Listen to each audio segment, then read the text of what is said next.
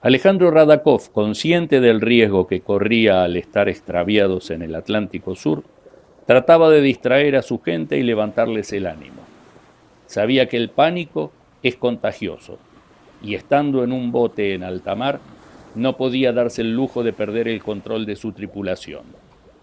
Esa balsa era el primer barco del que era capitán, y como conocedor de los deberes y derechos que le eran inherentes, antes de embarcar, corrió a la camareta de guardiamarinas y sacó la pistola de su taquilla. La cargó y la escondió cuidadosamente bajo su capote. Se vería obligado a ejecutar a cualquiera que se le amotinara o causara una situación de pánico incontrolable. La noche y el frío avanzaron sobre los náufragos. No se veía absolutamente nada. Solo se oían las voces de algunos que conversaban nerviosamente, además del claro registro de barítono de la voz del guardiamarina. No en vano, en sus 4 años de cadete había sido miembro del coro de la escuela naval. Solamente una insignificante luz emitida por una pequeña baliza a batería que se activaba con la sal del agua, del mar, era lo que se veía en la oscuridad. El viento empezó a aumentar y la embarcación a moverse cada vez con más violencia. Las caras de los hombres, aunque invisibles por la oscuridad, exteriorizaban su nerviosismo y preocupación. Alguien dijo: «Mierda, esto se mueve feo, me estoy cagando de frío».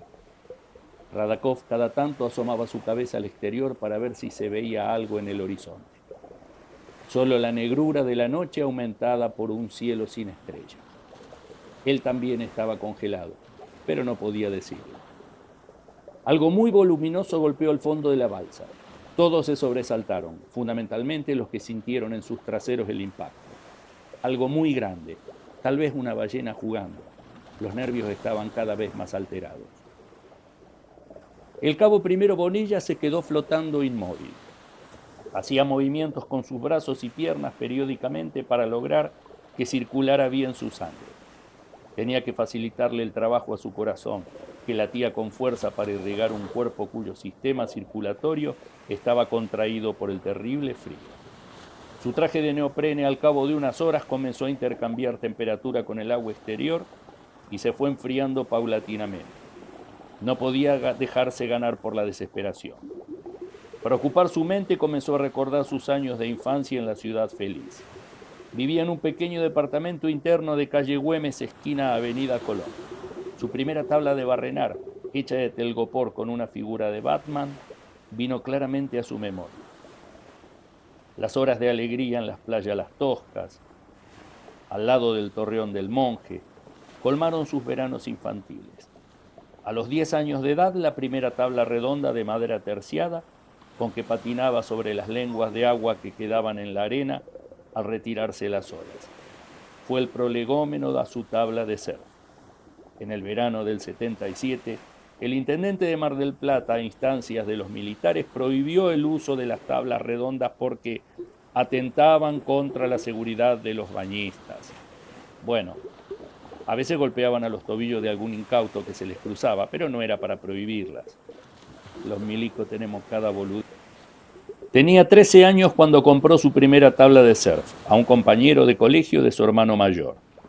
Ella lo acompañó en todas sus conquistas adolescentes. Su piel bronceada, su cuerpo fibroso y sus ojos verdes eran la obsesión de las chetitas de barrio Los Troncos, a pesar de ser hijo de una maestra de grado y un cartero, gente luchadora que le había inculcado la cultura del esfuerzo. Juan Carlos trabajó desde niño, siempre tuvo su platita y además era el chico lindo del balneario, el típico beach boy. La imagen de su novia se le cruzó por la mente, tenía 20 años y estudiaba enfermería. Rezó por ella y por él, pidió a Dios volver a encontrarla en el cielo. Ya estaba entregado, la angustia dio paso a la resignación y la calma. De pronto, un fuerte sacudón lo sacó de su divague, un escalofrío muy intenso. Mala señal, se viene el infarto, se dijo. La hipotermia empezaba a hacerse sentir. 15 minutos más tarde, otro escalofrío. Se preocupó en serio. Por suerte, esa tarde había tomado más de medio litro de mate cocido antes de tirarse al agua. Recurrió entonces al método de calefacción empleado por todos los buzos. orinarse encima. Una sensación placentera de calor nació en su bajo vientre y fue propagándose por todo el cuerpo debajo de su traje. Ya habían transcurrido más de 9 horas desde que el Gurruchaga lo había abandonado. La oscuridad lo engullía en cada ola que aparecía de golpe, con solo un tenue resplandor de espuma y una cachetada en su rostro. Se mantenía haciendo la plancha, flotando con suaves movimientos de brazos y piernas. Arriba, únicamente el cielo nublado. Al encontrarse de repente por unos segundos en una cresta, creyó ver una débil luz a lo lejos. Puso su cuerpo en vertical y trató de elevarlo mediante brazadas y patadas para escudriñar el horizonte.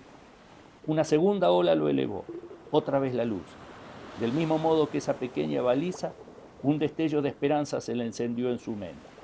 Comenzó a nadar hacia ella sin agitarse, pero sin detenerse. Con brazadas lentas, pero amplias, y patadas seguras, fue avanzando hacia la única posibilidad que tenía de sobrevivir en ese momento. Luego de más de 1 hora nadando contra el viento y el oleaje, siempre controlando que la luz estuviera allí, Juan Carlos Bonilla comenzó a distinguir a lo lejos el techo naranja. La ansiedad le había hecho olvidar el frío.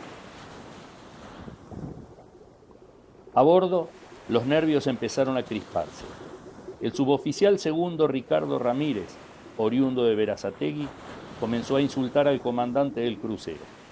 Lo hacía en voz baja con ese tono típico del conurbano bonaerense que marca bien las heces. Las protestas comenzaron a ser más audibles e inaceptables para la disciplina naval. Radakov intervino con aplomo para no dejar al suboficial en ridículo frente a los marineros, cabos y conscriptos que se hallaban en la balsa. Trató de calmarlo, pero el veterano suboficial aumentó el volumen de su voz y se desató la discusión hasta llegar a la violencia verbal y gestual. El joven guardia marina, viendo que la situación ya se tornaba grave, metió su mano disimuladamente debajo del capote para recurrir al auxilio de su arma. Cuando las palabras y las voces del oficial y el suboficial, los dos militares de mayor rango a bordo, ya no respetaban jerarquía alguna, un conscripto dio un grito de horror. Ambos hicieron silencio al instante y todos miraron al muchacho, que con ojos desorbitados fijaba su vista en la abertura de la entrada de la balsa. Una voz temblorosa cortó la tensión diciendo «permiso», y una mano negra asomó por la borda y se aferró al bote. Apareció recortada sobre el fondo oscuro la cabeza de Bonilla, que se arrojó sobre la lona agotado. Todos quedaron mudos, y ambos contendientes de la interrumpida discusión se acercaron al nadador preguntándole quién era. Los hombres a bordo se solidarizaron con el infortunado, aunque él no era más infortunado que ellos. Pero como suele suceder, el sentimiento de solidaridad aflora con mayor autenticidad cuando quien prodiga la ayuda también la ha necesitado alguna vez. Tenían con Bonilla muchas cosas en común. Le prestaron algún abrigo y una vez recuperado el aliento, el cabo primero relató lo sucedido. Lentamente, la claridad permitió distinguir sus rasgos y los miembros de la tripulación pudieron conocer el rostro de su visitante. Llamaban la atención sus ojos verdes. En el horizonte se distinguió la silueta del Gurruchaga navegando hacia ellos. El comandante de la Quintana había continuado toda la noche la búsqueda de náufragos. Con las primeras luces del amanecer, habían divisado el bote y el buque avanzaba a toda velocidad para rescatar a sus ocupantes. Lograron acercarse, lo amarraron a la escala y empezaron a desembarcar hombres sorprendentemente bien trazados y tranquilos. Y ante la feliz sorpresa del capitán de la Quintana, en vez de 17 tripulantes, la balsa de Radakov traía 18.